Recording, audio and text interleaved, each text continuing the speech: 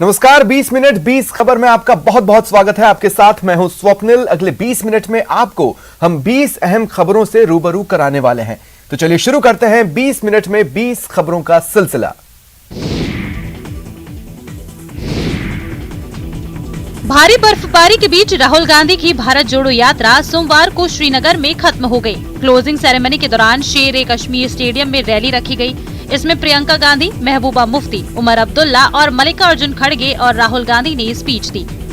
अपना घर नहीं,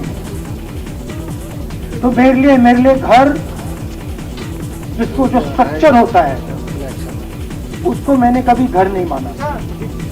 वो मेरे लिए मैं कहीं भी रह लूं, वो एक इमारत होती है, वो घर नहीं होता। सुबह से जारी भारी बर्फबारी के बावजूद कार्यकर्ताओं का उत्साह देखने लायक था। सुबह से ही कार्यालय के बाहर कार्यकर्ताओं की भारी भीड़ देखी गई। उधर राहुल यहाँ भी अलग रंग में दिखे। उन्होंने बहन प्रियंका के साथ बर्फबारी का लुत्फ उठाया। दोनों एक दूसरे पर बर्फ उछालते हुए नजर आए।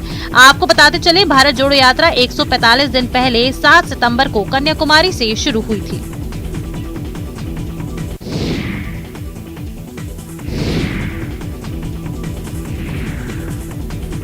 योग गुरु बाबा रामदेव ने देवघर बाबा मंदिर पहुंचकर भोलेनाथ के दर्शन और पूजा अर्चना की। इस दौरान जिला प्रशासन की तरफ से सुरक्षा के कड़े इंतजाम किए गए थे। दरअसल बाबा रामदेव गिरिडीह के पारसनाथ में कार्यक्रम में हिस्सा लेने के बाद लौट रहे थे। इसी दौरान जब वे बाबा नगरी देवघर पहुंचे तो उन्होंने बाबा धाम में पूजा की। मंदिर प्रभारी और देवघर के डीसी ने रामदेव का स्वागत किया। इस दौरान बाबा रामदेव को देखने के लिए लोगों का हुजूम उमड़ पड़ा। मंदिर प्रशासनिक भवन में पतंजलि योग पीठ और भारत स्वाभिमान के कार्यकर्ताओं ने बाबा रामदेव का जोरदार स्वागत किया।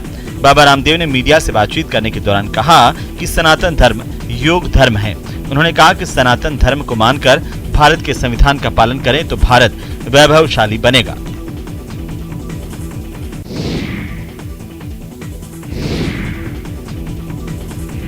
ये उन शिलाओं का पूजन अर्चन है जिनसे अयोध्या में रामलला की मूर्ति बनाई जाएगी। दरअसल मंदिर निर्माण का कार्य तेजी से चल रहा है। यहाँ रामलला की जो मूर्ति स्थापित की जाएगी उसके लिए नेपाल की गंडकी नदी के शालिग्राम पत्थर लाए जा रहे हैं। इन पत्थरों से ही मूर्ति तैयार होगी। ये पत्थर 2 टुकड़ों में है और इन दोनों शिला खंडों का कुल वजन 127 क्विंटल है। बताते चलें कि ये शिलाएं नेपाल के काली गंडकी नदी के दामोदर कुंड से निकाली गई हैं और धार्मिक दृष्टि से ये बहुत महत्वपूर्ण है। ये शालिग्राम शिला साक्षात भगवान विष्णु का स्वरूप मानी जाती है, जिसे देखते हुए शिलाएं वहाँ से मंगवाई जा रही है। जानकी मंदिर के महंत ने इस कार्य को पूरा करने में अपना महत्वपूर्ण योगदान दिया है। हम लोग विधि विधान के साथ रामलला का प्रतिमा निर्माण हेतु शिला सौगात स्वरूप, इसमें हम लोग बहनोई राम, दुल्हा राम, आप जानते हैं जनकपुर वासी धन्य है। दोनों शिलाओं को अयोध्या के लिए 2 ओपन ट्रक पर रखा गया और उसके बाद वहां के पंडितों ने शिला का पूजा अर्चन किया।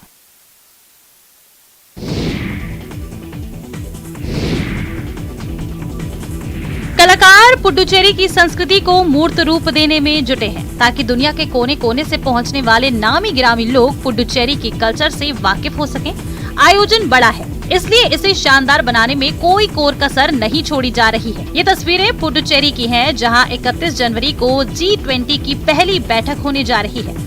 मुख्य सचिव राजीव वर्मा खुद तैयारियों का जायजा लेते नजर आए। आपको बताते चलें कि G20 का गठन वर्ष 1999 में वित्तीय संकट की पृष्ठभूमि में किया गया था, जिसने विशेष रूप से पूर्वी एशिया और दक्षिण पूर्व एशिया को प्रभावित किया था। इसका उद्देश्य मध्यम आय वाले देशों को शामिल करके वैश्विक वित्तीय स्थिरता को सुरक्षित करना है। भारत 30 दिसंबर 2023 तक G20 का अध्यक्ष बना रहेगा।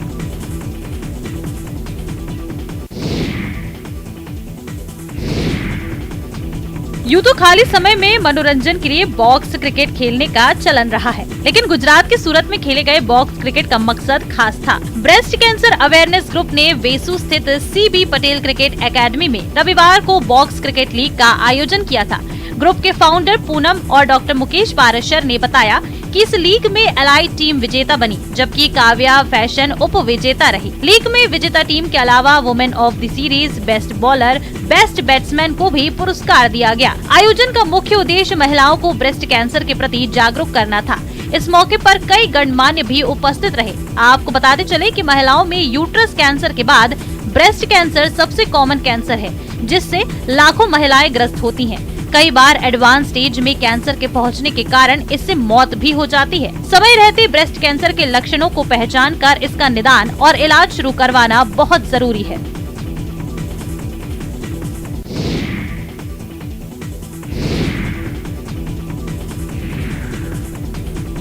इच्छा शक्ति दृढ़ हो और मन में कुछ कर गुजरने का जज्बा हो तो दिव्यांगता आड़े नहीं आती। यकीन नहीं तो जम्मू कश्मीर के अखनूर के राहुल शर्मा को देख लीजिए, जिन्होंने अपनी दिव्यांगता के बावजूद कई बार अपना और अपने जिले का नाम रोशन किया है।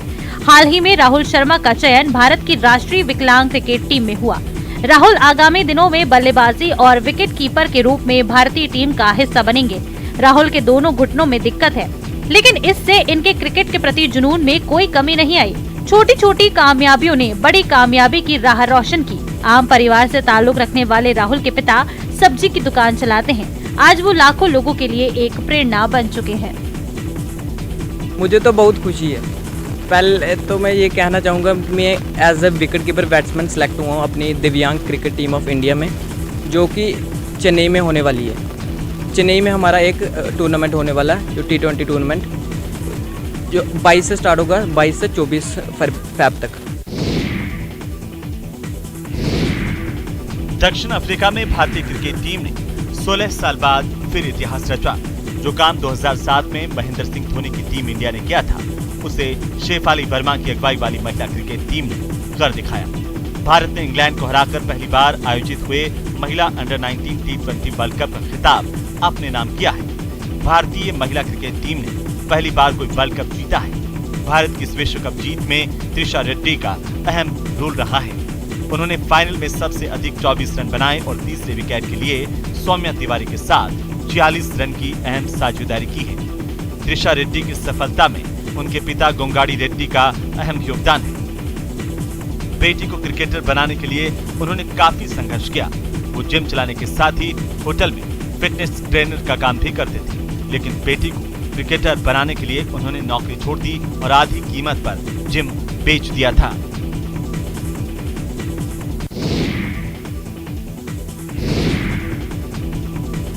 गड़ीसर तालाब, मंदिर पैलेस, पटवा हवेली, पेंटिंग्स ऐसी कि बस पूछिए मत। दीवारें बोल उठी हैं। जैसलमेर के हनुमान चौराहा स्थित नेहरू पार्क की दीवारों पर बनी ये पेंटिंग सबको अपनी तरफ अट्रैक्ट कर रही हैं। नेहरू पार्क की दीवारों पर 3D पेंटिंग के साथ साथ सामान्य पेंटिंग बनाकर पार्क को खूबसूरत रूप दिया गया है, ताकि खाली दीवारों पर बनी पेंटिंग से ज्यादा बच्चे पार्क में आए। लोगों को अट्रैक्ट करने की नगर परिषद की ये योजना लोगों को काफी पसंद आ रही है। नगर परिषद आयुक्त ने बताया कि करीब 10 लाख की लागत से कोटा की एक फर्म से इस काम को कराया गया है। अगर ये प्रयोग सफल रहा तो बाकी जगहों पर ऐसा ही प्रयास किया जाएगा। शहर के जितने भी पर्यटक स्थल है उसको हमने वहाँ उकेरने की कोशिश करी है, और भी जहाँ यहाँ की ऐतिहासिक चीज़ें हैं वो हमने उकेरने की कोशिश करी है। ज़्यादा से ज़्यादा हमारा उद्देश्य है कि शहरवासियों को और आने वाले पर्यटकों को चीज़ें अच्छी लगे, जैसलमेर का नाम हो और अधिक से अधिक पर्यटक आए।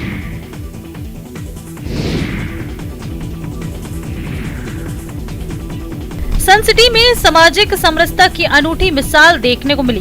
जोधपुर में पावटा स्थित हनुवंत हॉस्टल में सफाई कर्मी के परिवार में शादी के अवसर पर पूर्व और वर्तमान छात्रों ने अनूठी पहल की है। उन्होंने सफाई कर्मी की पत्नी को बहन बनाकर उसकी बेटी की शादी पर 3,71,000 रुपए नकद, घरेलू जरूरत का सामान और 51,000 का चेक देने के साथ चुनरी ओढ़ाकर मायरा भरा। मिली जानकारी के मुताबिक इसके लिए उन्होंने सोशल मीडिया पर बकायदा मुहिम चलाई। तय दिन पर ढोल नगाड़ों के साथ सभी मायरा भरने विवाह स्थल पर पहुंचे। मायरा भरने आए स्टूडेंट्स ने सेवा देने वाले संतराम हरिजन की पुत्री पिंकी देवी को चुनरी उड़ाकर 3,71,000 रुपए भेंट किए। संतराम का परिवार पिछले कई वर्षों से हॉस्टल में सेवाएं दे रहा है। इससे पूर्व संतराम के घर की महिलाओं ने मायरा और मंगल गीत गाकर सभी मायरेदारों का स्वागत किया।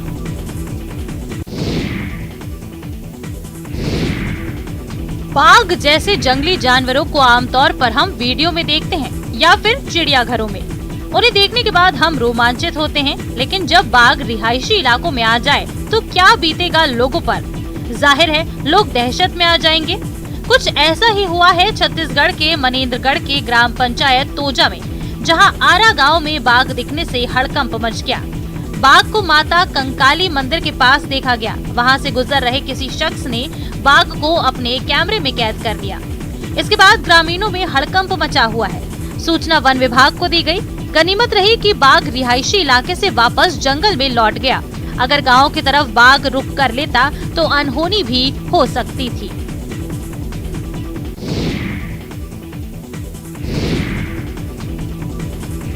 उत्तरकाशी सफेद चादर से ढक गई है। नजारा ऐसा कि आंखें नहीं हटे, पलकें नहीं झपके। उत्तराखंड के उत्तरकाशी के ऊंचाई वाले क्षेत्रों में रविवार से बर्फबारी जारी है। गंगोत्री, यमुनोत्री, हर्षिल, राड़ी, मुखबा, खरसाली, चौरंगी समेत ऊंचाई वाले क्षेत्रों में भारी बर्फबारी हो रही है। आपके टीवी स्क्रीन पर नजर आ रही तस्वीरें हर्षिल घाटी की हैं, जहां पूरी घाटी में बर्फ की सफेद चादर बिछ गई है। भारी बर्फबारी के चलते गंगोत्री राष्ट्रीय राजमार्ग बंद हो गया है। उत्तरकाशी में हो रही बर्फबारी की वजह से मोरी, सांकरी, जखोल मोटर मार्ग समेत दर्जनों गाँव की सड़कें जाम हो गयी है। इस वजह से लोगों को आवाजाही में परेशानी हो रही है। जनजीवन पूरी तरह से अस्त व्यस्त हो गया है। कई दिनों से बारिश रुक रुक के हो रही थी, लेकिन अब जो ये बारिश शुरू हुई है काफ़ी देर से शुरू हो रखी है। ऊंचाई वाले इलाकों में जो है बर्फबारी काफ़ी हो गई है। जो मार्ग हमारे ऊंचाई वाले क्षेत्र से गुजर के जाते हैं वो सभी मार्ग जो है फिलहाल बंद हो गए हैं। कड़ाके की ठंड हो रही है। हिमाचल प्रदेश की राजधानी शिमला से सटे नारकंडा में भारी बर्फबारी हो रही है। यहाँ बर्फबारी के बाद चारों तरफ बर्फ की मोटी परत जमी हुई दिखाई दी। हालांकि ज्यादा बर्फबारी होने के कारण अधिकांश लोग होटल के कमरों में बंद हो गए हैं। आपको बताते चले कि हिमाचल प्रदेश की बर्फबारी का देश भर के लोगों को बेसब्री से इंतजार रहता है। खास तौर पर दिल्ली और यूपी के लोग पहाड़ी राज्य में मौसम का लुत्फ उठाने के लिए भारी संख्या में पहुंचते हैं। इस बार फिर पर्यटकों की भारी भीड़ ने शिमला को गुलजार कर दिया है।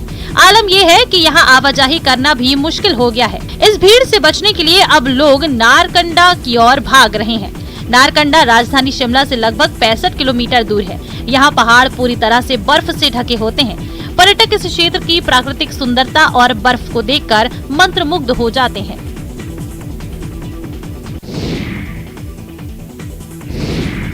कुदरत ने आसमान से बर्फ के फाहे भेजे, धरती का स्वर्ग निखर गया। जम्मू कश्मीर में लगातार बारिश और बर्फबारी का सिलसिला जारी है। आपके टीवी स्क्रीन पर नजर आ रही तस्वीरें बारामूला की हैं। दिलकश नजारा देखिए, ऐसा लग रहा है ना जैसे कुदरत ने यहाँ बर्फ के पेड़ लगाए हों। इसी तरह कश्मीर में भी आसमान से गिर रहे बर्फ के फाहे सैलानियों को खूब रोमांचित कर रहे हैं। This is amazing because this is the first time we are here, and when we wake up this morning and we see the snowfall, this is a really amazing sense. बेशक कश्मीर में लगातार बर्फ गिरने के कारण विश्वविद्यालय ने सोमवार से होने वाली परीक्षाओं को स्थगित कर दिया है और हवाई सेवाएं प्रभावित हो गई हैं, लेकिन पर्यटन कारोबारियों के चेहरे भी खिल उठे हैं। इस महीने में बर्फ होती है तो इसी से हमारे यहाँ टूरिज्म बढ़ता है, तो हमारे यहाँ की मतलब जो बेरोजगारी है उसमें से थोड़ी कमी हो जाती है। इसी की वजह से अगर ये नहीं होगा तो हमारा रोजगार मानो के थोड़ा सा कम ही हो जाता है।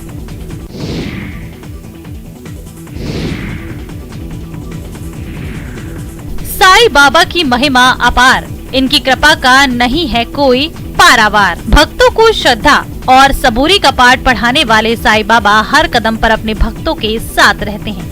जहाँ जहाँ उनके भक्तों ने उन्हें याद किया, वहाँ वहाँ उन्होंने उनकी राह रोशन की। साईं बाबा की महिमा के कारण दुनिया भर में साईं मंदिर का निर्माण किया गया है। हैदराबाद के बाद अहमदनगर जिले के कुम्भारी गाँव में कृष्णन परिवार ने साईं मंदिर बनवाकर ब्रॉस गोल्ड का सिंहासन साईं को दान किया। साईं मंदिर की पहली सालगिरह पर हैदराबाद के साईं भक्त गोपी कृष्णन और कीर्ति कृष्णन ने करीब 9 लाख रुपए से बने सिंहासन बाबा को अर्पित किए। मंदिर की पहली सालगिरह पर कुम्भारी गांव के हजारों लोग इस समारोह में शामिल हुए। पूरे गांव में बाबा की सवारी निकाली गई। हमारे पतिदेव अच्छे पदवी पर है, जो भी है वो एक उत्साह पूर्वक भावना इतना पवित्र है कि वो बाबा को आगे ऐसे ही करना चाहते हैं। हर जगह, एक जगह कुम्भारी, दूसरा जगह कुम्भारी, तीसरा जगह शिकागो, हमारा हर जगह ऐसे बाबा हमसे ये उत्सव करते रहे। जब दुनिया कंप्यूटर साइंस, इंजीनियरिंग और मेडिकल की पढ़ाई के पीछे भाग रही है, तब कुछ ऐसे भी अभिभावक और बच्चे हैं जो वेद की शिक्षा ग्रहण करने में जुटे हैं। बिहार के लखीसराय के अशोकधाम में प्रदेश का इकलौता वेद विद्यालय है, जहां बिहार के बाहर से भी कई छात्र आकर वेद, गीता और पुराणों की शिक्षा ले रहे हैं। नवंबर 2022 में स्थापित 3 मंजिला वेद विद्यालय में फिलहाल 25 छात्र पढ़ रहे हैं। वेदों की शिक्षा ले रहे छात्रों का मानना है कि भारत की विलुप्त हो रही संस्कृति को जिंदा रखने के लिए वेदों की शिक्षा बहुत जरूरी है। यहाँ पढ़ रहे छात्र बताते हैं कि वेद के प्रति उनकी रुचि बहुत पहले से थी, लेकिन यहाँ कोई वेद विद्यालय नहीं था। अब वेद विद्यालय के खुलने से ये बच्चे वेद के साथ साथ पारंपरिक शिक्षा भी ग्रहण कर रहे हैं। अपने बच्चों का दाखिला वेद विद्यालय में कराने वाले अभिभावकों का भी मानना है कि वेद की शिक्षा पाकर उनके बच्चे आध्यात्मिक और मानसिक रूप से विकसित होंगे। जादूगरी सबको लुभाती है, लेकिन कभी कभी जादूगर की पोल भी खुल जाती है। सोशल मीडिया पर ऐसा ही एक वीडियो वायरल हो रहा है। शख्स ने एक हाथ छड़ी पर रखा है और जबकि उसका धड़ हवा में लटका रहा, जबकि कमर के नीचे का हिस्सा एक तरफ जमीन पर खड़ा है, यानी कि वो शख्स 2 हिस्सों में अलग अलग बटा हुआ दिखाई दे रहा है। जाहिर है ऐसा नजारा देखकर कोई भी सोच में पड़ जाएगा कि क्या वाकई ये कोई ट्रिक है या फिर जादूगरी। लोग जब तक शख्स को महान जादूगर समझते, उसकी ट्रिक पर वाहवाही लुटाते, तब तक बगल से गुजर रहे शख्स ने कुछ ऐसा कर दिया कि बेचारे जादूगर के जादू की सारी हवा निकल गई। असल में शख्स ना कोई जादूगर था, ना ट्रिक में ट्रेंड था। वो तो अपने फनी जुगाड़ से लोगों को धोखा देने की कोशिश कर रहा था, ताकि लोग उसे जादूगर समझकर उसकी तारीफ करें। लेकिन बगल से गुजर रहे शख्स ने जादूगर को एक्सपोज कर दिया। एक हाथ में बुत का पैर वाला हिस्सा पकड़ा और अगले हाथ से छड़ी के रैक पर बैठे शख्स को उल्टा कर दिया। राज में आए तो मुझे बच्चा हुआ और उसके बाद हुआ तो बहुत कमजोर हुआ। जिस बच्चे को ऊपर वाले के बाद ही डॉक्टर साहब ने बचाए, आज हम अपने आप को खुश नसीब समझते हैं। कृतज्ञता में डूबे ये शब्द उस माँ के हैं जिनकी औलाद मौत के मुंह में जाते जाते बच गई। डॉक्टर की सलाहियत को माँ कुदरत का चमत्कार मान रही है। वैसे चमत्कार किसी के भी जीवन में हो सकता है, बशर्ते वो उसे पाने की जिद रखे। खास तौर पर डॉक्टरों की ऐसी जिद न सिर्फ कईयों की जिंदगी बदल सकती है, बल्कि कईयों को जीवन दे भी सकती है। बिहार के बेगूसराय में कुछ ऐसा ही चमत्कार देखने को मिला। यहाँ एक डॉक्टर ने 500 ग्राम के 2 जुड़वा नवजातों को नई जिंदगी देने का काम किया। ऐसा चमत्कार तब सामने आया जब बच्चों को जन्म देने वाली माँ, पिता और उसके परिजन भी सारी उम्मीदें छोड़ चुके थे, पर डॉक्टर ने अपनी जिद को चमत्कार में बदल दिया। आमतौर पर 500 ग्राम से कम वजन के बच्चे के जिंदा रहने की उम्मीद नाम मात्र रहती है। इसे आम लोग ही नहीं, डॉक्टर भी मानते हैं। लेकिन डॉक्टर अरविंद कुमार के सफल उपचार से न सिर्फ बच्चे का परिवार बल्कि आम लोग भी इसे चमत्कार मान रहे हैं। परिजनों ने चिकित्सक को फूल माला पहनाकर, मिठाई खिलाकर उसका मुंह भी मीठा कराया।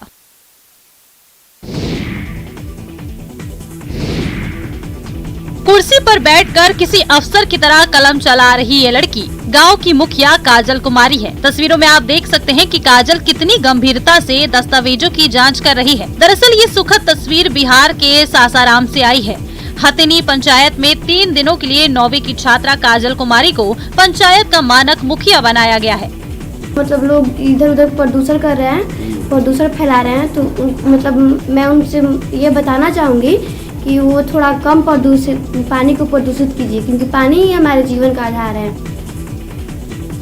अब आप काजल के मुखिया बनने के पीछे की पूरी कहानी सुनिए। दरअसल 26 जनवरी को गणतंत्र दिवस के मौके पर हथिनी पंचायत में छात्र छात्राओं के लिए एक सामान्य ज्ञान प्रतियोगिता का आयोजन किया गया। इस प्रतियोगिता में ये खास पुरस्कार रखा गया कि जो छात्र या छात्रा इस परीक्षा में अव्वल होंगे, उन्हें ग्राम सभा और वर्तमान मुखिया की सहमति से 3 दिनों के लिए पंचायत का मानक मुखिया बनाया जाएगा। साथ ही ये निर्णय लिया गया कि मानक मुखिया जो भी नीतिगत फैसला लेगा, उसे ग्राम सभा सर्वसम्मति से पारित करेगी। इस प्रतियोगिता में सबसे अधिक अंक लाकर काजल कुमारी विजेता बनी।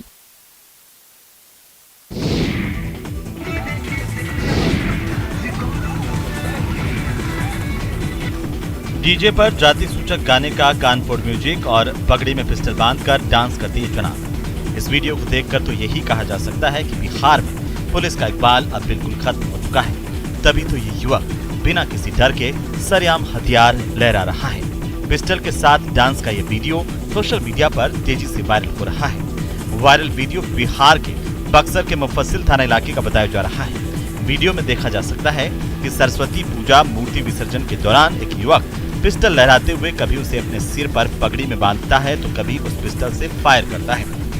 जरा सोचिए, अगर थोड़ी भी चूक होती और गलती से भी पिस्टल का ट्रिगर दब जाता तो कितना बड़ा हादसा हो सकता था।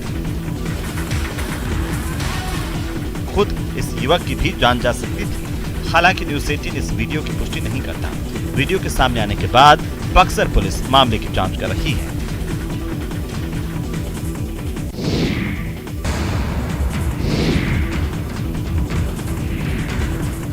अरे दीवानो, मुझे पहचानो, मैं हूँ कौन।